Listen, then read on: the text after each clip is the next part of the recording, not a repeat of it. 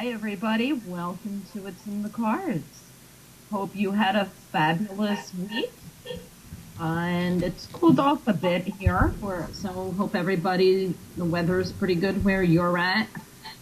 Cloudy, rain for the rest of the week expected, but the heat went away, so that's a good thing. I have a wonderful guest for you this evening. And we're going to be talking all about the tarot tonight with her. I want to give you a little introduction to you so you know a little bit about her before I bring her on. She taught dance for many years in North Carolina. She was a choreographer and a dance studio owner. And I guess that explains why when she describes readings and the cards, she has her own unique explanation for them, and she calls the cards dancing, which I love. And she's been doing tarot for the past 21 years, and she also reads for people's pets, so we're going to talk about that as well and what she does with that. Her name is Jennifer. She is known on Facebook as Jennifer Tarot Johnson. I want to bring Jennifer on. Jen, welcome. Well, hey, Misha, how are you doing? I'm doing great. How are you doing? Oh, I'm doing fine down here in South Carolina on the swamps of Sockasty. How's the weather? It's very humidity, as you can tell by my hair. And I love the little decor that you have going there. Yeah, I gotta have a do-rag down here in the South. Protects the hair that way too from going all over the place, right? Suits lots of purposes. So you started dancing for years. When did you get interested and into the tarot? Well, I actually was a magician assistant, and yes, and we did mental telepathy, and that's where I came in contact with the tarot. And I stopped dancing and the magic. The magician disappeared, and so I fell in love with the tarot cards. As I say, I had a tower moment, and my life changed from being a dancer and dance teacher. And I took up the cards. I put away my dance shoes, picked up the cards, and I've been dancing with the tarot ever since. Well, that's an extreme from one thing to another. You never miss the dancing where you wish you would have kept a dance studio and done, both readings and the dance? I did miss it, but I found my true calling with the cards, and it's enriched my life even more than the dance did. And I do say, think about it. There's a song, Life's a Dance, and life is a dance, isn't it? And I find as I get older and I grow, we change partners. The music changes. We may be dancing the disco, then we're going into a waltz, then it's a two-step, a foxtrot. We've got to keep moving, we've got to keep dancing, we've got to keep growing. And the cards sort of came and literally saved my life. I went through domestic violence with the magician, and the cards picked me up and saved me, and they save me every day. They do, and you never know what they're going to bring to light. That's right, and I find all the people that I work with, and I'm sure you do too, Misha, and I read your post, and I love your, what I love about you is you keep it real. You I know, you're a real person, and I like that. And we've talked before, but just your posts make me laugh and smile, and you bring a reality to it. And you know, life is real. And hey, we're all going to have our ups and downs. It's like new couples and people. I wish I could tell everybody, hey, you've got the white picket fence. It's all going to be great. It's a fairy tale. But that's not the way it is. And what we have to do is find a strength to carry on, to evolve. If we don't evolve, we'll evaporate. Usher said that. Yes, yes. And, it's strange what you pointed out about, Facebook posts and the jokes and things and keeping it real. People are either for that or completely against it. I'm sure you've noticed the same thing. And, I've been told by, more than one people over the years, you need to just keep it tarot related and love and butterflies and rainbow. Why? That's not reality. That's not how life is, and people need to sit. So many people, clients or non-clients, think because we do what we do that we got it easy. We have no problems because we can just psychically look into it or pull the cards and get it all figured out. And they think, it's a breeze. And somehow we're on a higher scale than they are in regards, to life and issues. And we're not. A lot of cases we end up going through a lot more heavy duty things because I think we need to experience it so that when we get the clients, we understand where they're coming from and their feelings and mean it. I agree with you 110%. And I tell them, hey, I've been there. I know what you're feeling or similar things. Divorce, domestic violence, struggling financially, depression. But the cards, I try, as you know, on my page, I joke and I say it's my diary. And a friend of mine's like, Jennifer, I'm like, remember the old fashioned diaries that had a key? And she said, well, you would lose the key. Well, I wear keys most every day because, they've said the tarot are the 78 keys of wisdom, the keys of knowledge.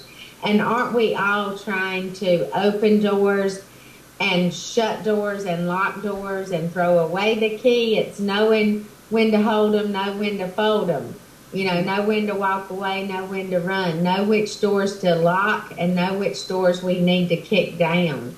So I feel like with my querents that we're all in this together and we're all dealing with issues, our demons, I've heard it said on Facebook, find demons that play well with yours, and we're all struggling. We've all got bruises. We've all got, and I'm like you. I love that you put it out there and you're a real person.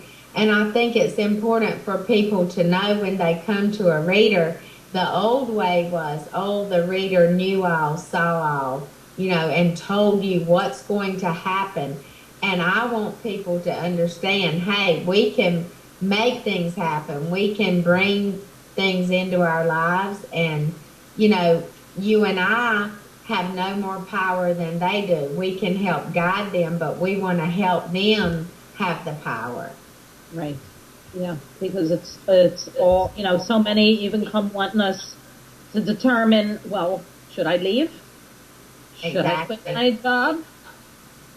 Should I? They want us giving them yes or no. And that's not what a reader should be doing. No. It's no reader's place or job to do that. But in the old times, people, and still people today, and I know because from some of your postings and people you visited and things, some people they are more comfortable with, well, this lady told me I'm going to date a guy whose initial begins with R. I'm going to get divorced. I'm going to have 2 children. And I'm like, well, you know what? I can't tell you that. But why, you know, while you're waiting for that money to come in or you're waiting for this person, why not go out, create your life, bring things to you? And I think, we are making progress in getting people to realize we're trying to help them turn up the volume of their inner voice Yeah. and realize they can bring things into their lives and that they have the power. Do you find that with technology, the internet, such easier access than years ago to get readings, get a hold of readers, get a hold of mediums, psychic, whatever, that is harmed in a way or improved because they have easier access to be a psychic junkie, psychic go from one to the other, trying to see who they might be able to get some info out of them for free without paying for it, put the pieces together. And, somebody that's doing all that, you can't even connect properly to their energy because it's all over the place and they're constantly pairing one reader to another. Yes, and I have people that will come to me and then they'll say, and I do a few phone readings, for people and email, but they'll say, well, last night, or I talked to this psychic, or I did this on there. I think people are wanting someone there, even though we have all this technology, and I will say myself, I understand the loneliness and Facebook, I reach out to people and I share my emotions and feelings, but they are desperate for someone to connect with. And also, I think people want someone to just magically tell them, it's okay. He's not cheating. She loves you. It's all good. It's all going to be okay. It's like they wish they could have that genie in a bottle, that it would just be something we can magically present. They do feel we have a power. That's why I take what I do, and I know you do, really seriously, because I stress to people, you have gifts. You have as much power as I do over your life. I'm here to help you understand what the cards are saying to you, but you can take that, and make things happen. Right. Right. But they're used to the old way of the fortune teller telling them, here's what your fate is. This is what will be. And it's getting people to realize we have the power. We can make things happen, make good things manifest. We have to clear, like with the swords, we have to cut out the cobwebs and we have to get the junk out of the trunk and the trash out of the trailer. Yep. Now, let's go on to your readings. Okay. Are you read for pets? Yes. Meow. Now, do you use the cards for that? Or do you actually communicate with person's pets? Or are you treating the pet as if you were, me or another client? Right. See what comes up. How do you do that? Well, great question. And I have dogs around me. They're not showing up on Skype, but I have even my neighbor's dog who's taken a liking to me. Basically, over the years, I started out many years ago reading for Save Our Cats charity, and they would have their cat wing and their cat ball, and I would read for the people and the cats. And I was fortunate enough to go to New Orleans through their charity. And then the Canine Angels, which are service dogs for our veterans, and I'm their official psychic. But what I do use the dog tarot cards, and they're in my other room. But I also hold the pet, look at the pet's eyes, touch their paws, you know, and I believe, like looking at you, eyes are the window to the soul. And I believe that in human and canine and feline, you know, it's the eyes say so much, and you can tell a lot about a pet by the way they look, the way they are with their person, and just feel things with the animal. So I do use the dog tarot cards, and I have the tarot for cats, and I'll use those, and sometimes I use a regular tarot deck. But my main way of reading with an animal is holding that animal and being around the animal, you know, and I pick up things about the animal. So do you pick things up like behaviors that the owners can't train the dog to get out of? Maybe not going to the bathroom outside, or Well, why they're constantly, you know, grabbing stuff off table, whatever it might be, or behaviors, or what? well, lots of times it will be where I can tell the dog was from a shelter, the dog was rescued, and the dog and the owner are like the owner needed the dog. In other words, say someone who's been through a divorce, they're alone, and the dog was like, you know, filled a void in their life. Or when the dog may need more freedom. The dog may want a puppy. The dog wants a new toy, or the dog needs to be encouraged to be more social. Things like that come up. Or when what the dog, I usually go with what the animal needs, what they want, what they bring to their person, and what the person can do to help the dog adjust to certain situations. So it's really fascinating. That is interesting. I did a reading for somebody's pet once. They asked if I could. I'm like, yeah, I guess so. I don't know why not.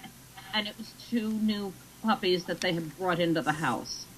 And she was having a problem with both of them, and she had wanted to know what I would be able to get. So I just had her, because I had never done it before, I said, you know, pick a card for dog A, have a specific one head, pick one for dog B, and told her what I got, and she was the whole day at the event. She read my dogs to a T, from behavior and what they're doing, and so that was a surprise for her and me. But I believe that, you know, I really have faith in the cards, and I know you do. And I think every time they're turned in faith and you're thinking about the animal or the person, that you'll get your answer, and you did, you know. And I believe you can do that for an animal just with any deck of cards, and I'll sometimes rub the cards on the animal or let the animal touch them. And some are more intrigued by the cards than others, you know.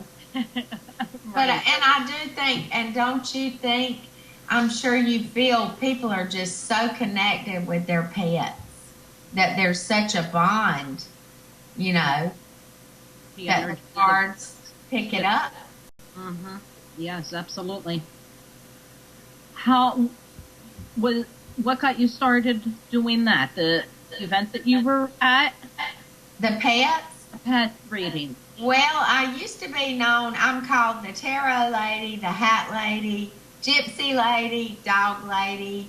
I have many names. There's some of the better ones. But basically, I've always had a bond with animals since I was a very little girl. I used to teach my cat school, and I would hold the poor little cat's paw and write on my little Disney chalkboard. And I would teach her school, and she would sit there and listen to me. And I've seen animals heal and help.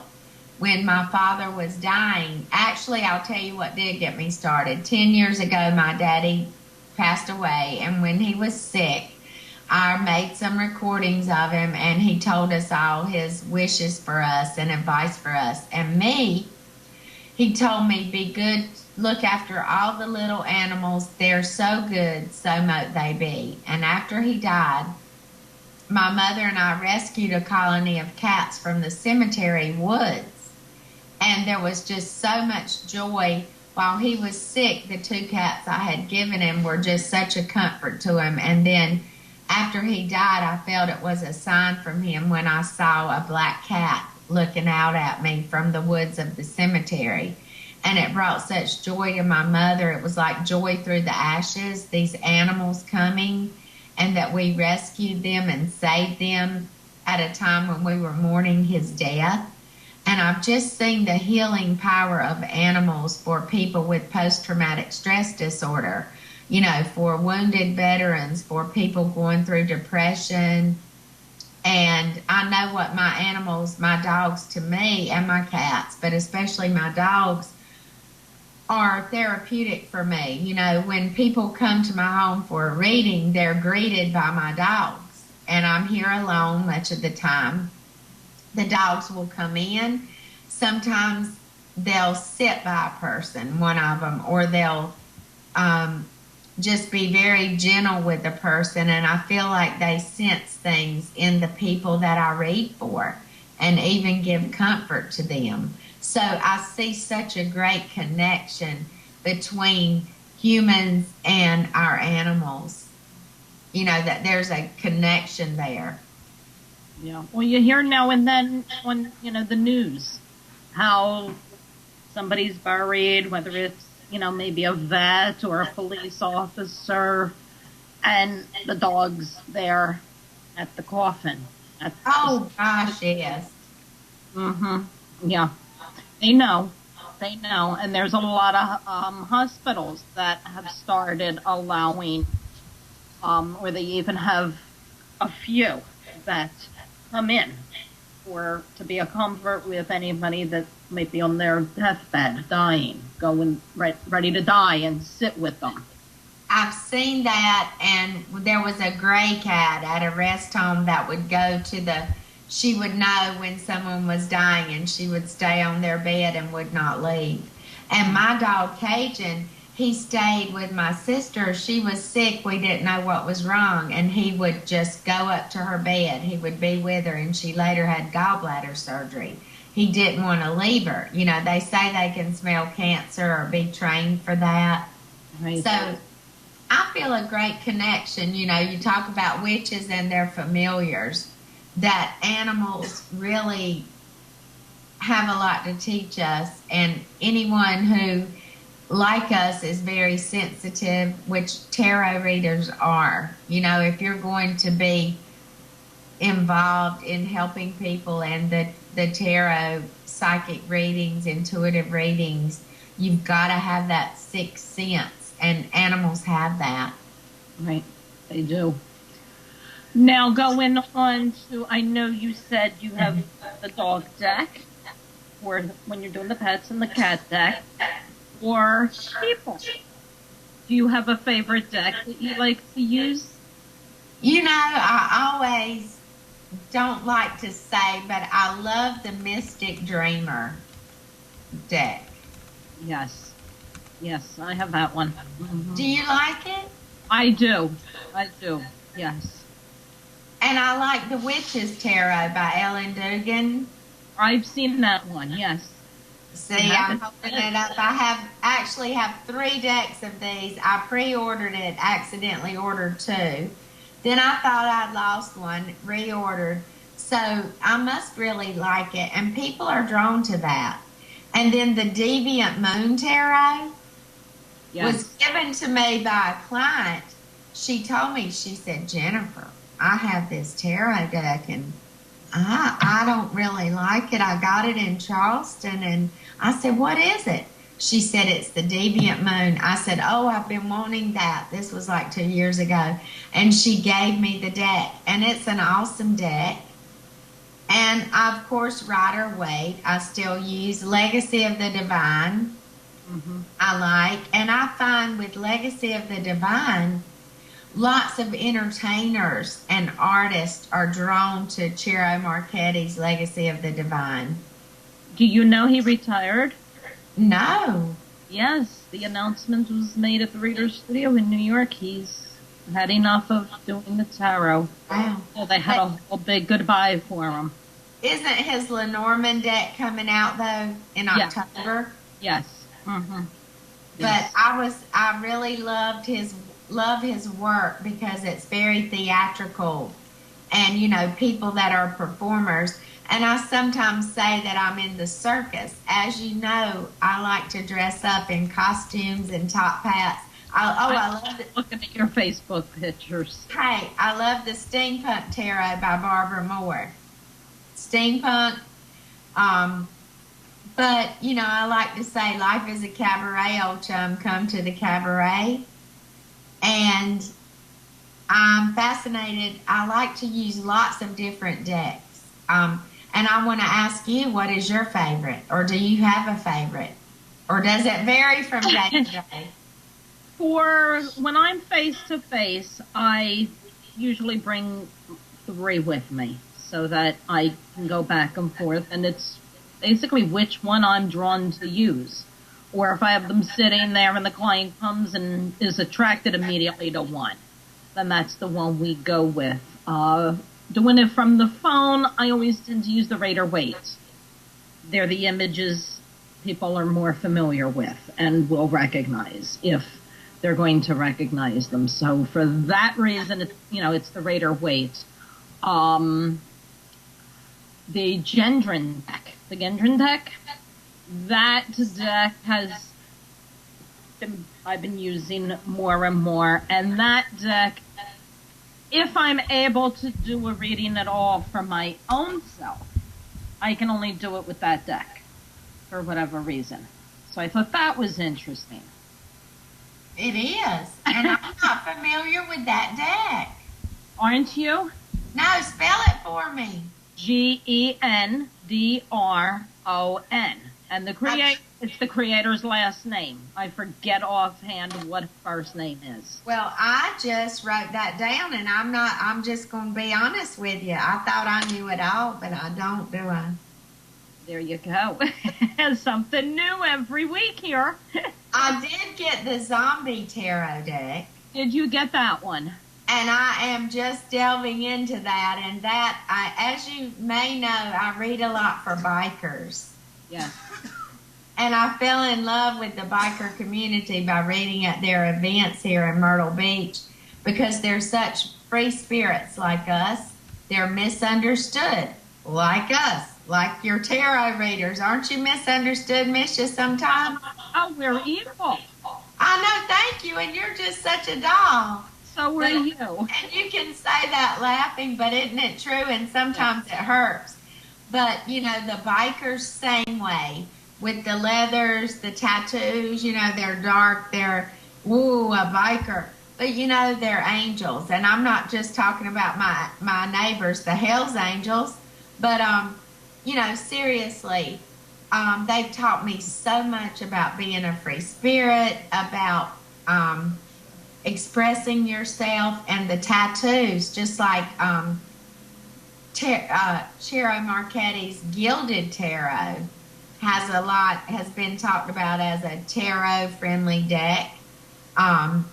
People will roll up their sleeve and say, look, I have that tattoo.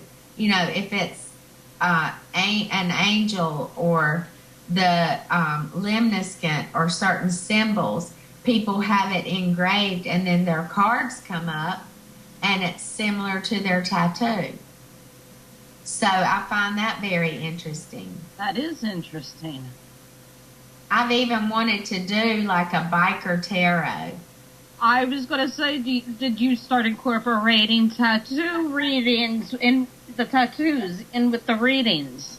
Well, do you have a lot of clients with tattoos, or do they ever show them, or? Not often. No, I don't.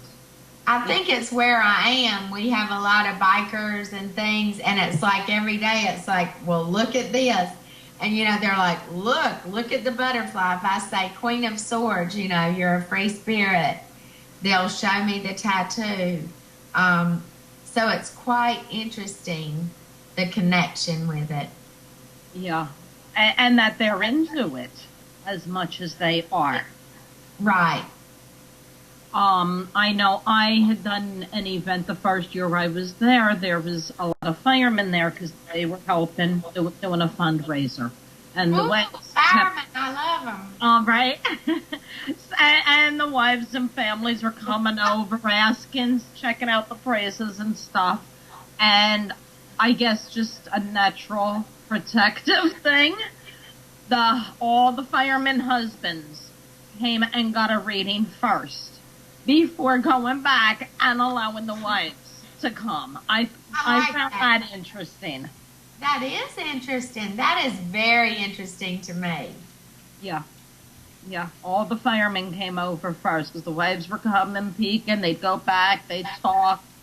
Then the next thing I knew, a fireman was coming over, sitting there. Could you do a reading? Oh, okay. And then another one, and it went on all day. And then, when the husband would leave, then later on, one of the wives would come. Yeah. I thought that was I just thought, is that the protective thing in the firemen, firemen and police, and I don't know. But that was a very interesting observation.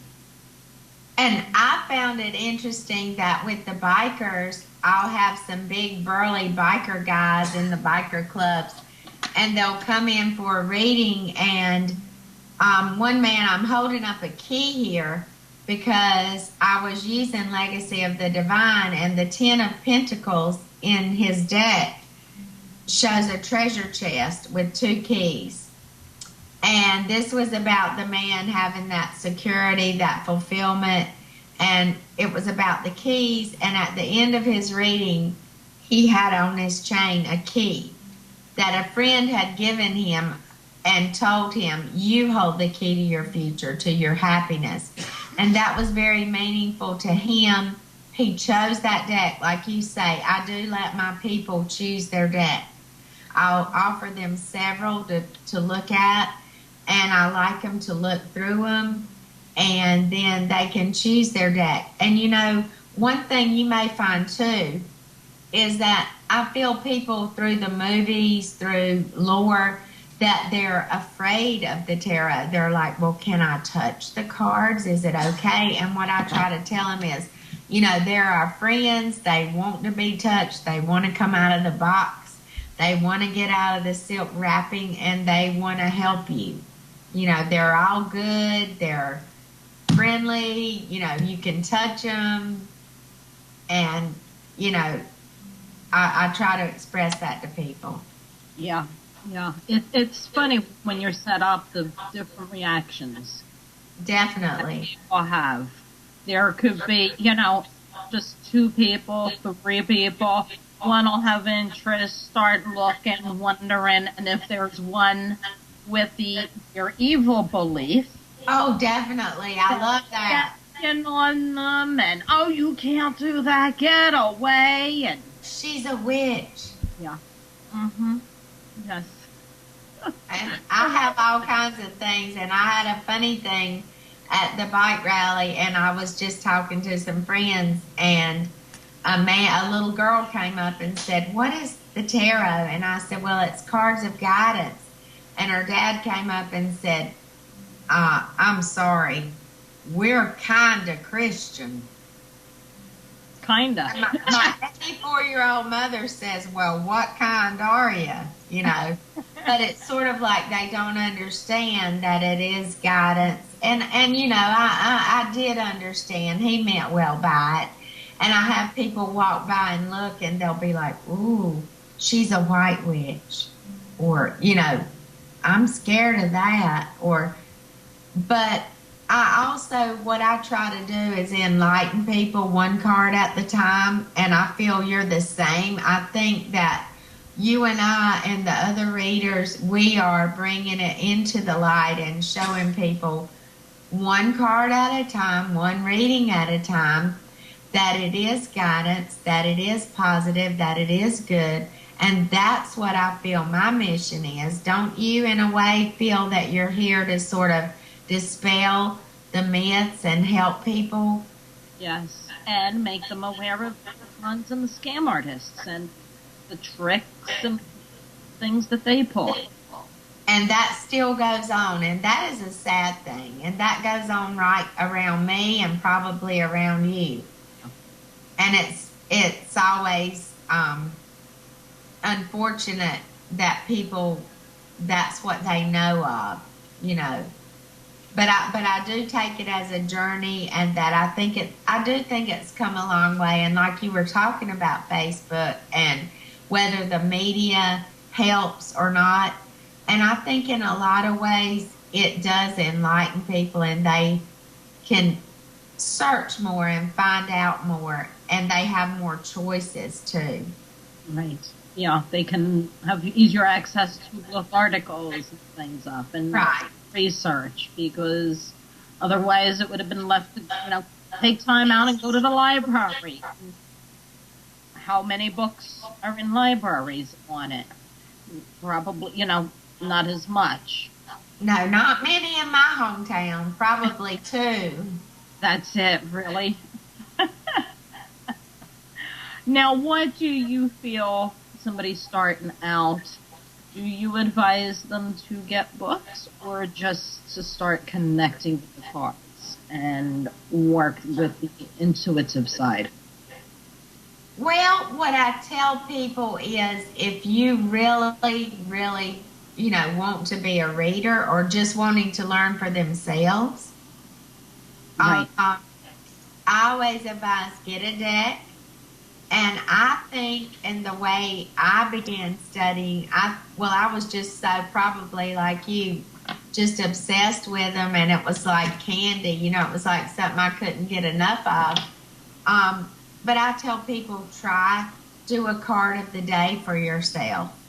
And definitely, I got all the books I could get, and I would read and I would study, and I still do, but I would mark things down and write things, and just all my spare time I was reading in the car, reading because I had a thirst for it. But I do think reading, studying, definitely, because as well as I do, the 78 cards. Goodness, we still don't know. We'll never know. We'll never master it. No one can. We can be a tarot master, but there's always something more, isn't it? There is. There is. It's a forever process. And there's so much that you can add to it. Astrology, the Kabbalah, numerology. And that's only 3. There's plenty more. People that know color meanings and things. Right. Use maybe the most prominent color that appeared in the spread. There's so much out there that can get incorporated. And I learned from from everybody I know, will get a different perception from a card. Even the people I read for will say something profound. They'll look at the card and say something or feel something I've never seen before. Even I've had children be in the room or be around and say something about a card, and it was like, wow. Because they're innocent, they're just looking at the card, they're saying what they say. My husband, he is like Mr. Normal. My friends say, what's your husband like? And I'm like, well, they think he's going to be a Johnny Depp, and they're like, wow, he's normal. And I'm like, yeah, but he can look at the cards sometimes, and what he says is like so right on and so just clear that it amazes me. And I'm like, how can you do that? You don't know anything about the cards, but yet you can look at them and give me this meaning that is just perfect. Right. Because he's intuitive. And I think what I love about the cards is they're always new to me. They never get boring to me. They never get old. It never gets the same. Does it to you? Never. Never. You understand what I'm saying? It's like every time I read for someone, I get butterflies. Do you? Yeah. I get nervous and I want to do a good job. but it's always exciting. My eyes light up. When I read for somebody, it's not like, oh, another reading. It's like, oh, a reading. I have people and I'm energized by them. And, it's like it truly is a spiritual connection. It's a moment in time that you connect with somebody that is sacred and spiritual. And it's something they'll remember, I remember, and you're bonded. You have a connection with that person forever. If you see them again, if you never see them again, they will remember the reading. Yes, they will. If anybody has any questions that they want to, throw out into the chat room, feel free and do so. I'm sure Jennifer would love to hear from you. Oh, I would. Do you have specific things, I'm sure that you do, like we all do, that you will not read on? Health matters. Like with the cups, of course, if 10 of cups or ace of cups, I feel like that's like quenching your thirst. That's a refill you need. I may say that can indicate improved health, but mostly my readings are about emotions and relationships, career things. That is my main thing, not health. Right. We have some new arrivals that have entered, so I want to welcome them. So some of the questions may be repetitive, and this is why. We have a question in the chat room, and they are wondering what your favorite deck is. We touched on which deck you use for reading, when you're doing the pet readings and things. Do you have one that is a favorite? The Mystic Dreamer and the Witch's Tarot by Ellen Dugan. Because I'm a Gemini, I have two. I can never have one. I do have just one husband, though. Do you find that... Okay, I was going to ask that one, actually, reading my mind. Speaking of different type decks, I had it on my last show and tell show that I did. For those shows, I just bring on decks or books and go over them. And one of them was the transparent deck. Jennifer puts that out. I don't have that, but I want it. It's on my wish list. Yeah, I picked that up last year at the Reader's Studio. It's very interesting. Very neat to work with. They're clear. Those that don't have up in the other room, I don't have it with me. They're clear cards. And drawings are like pencil stick figure drawings in different spots on the card.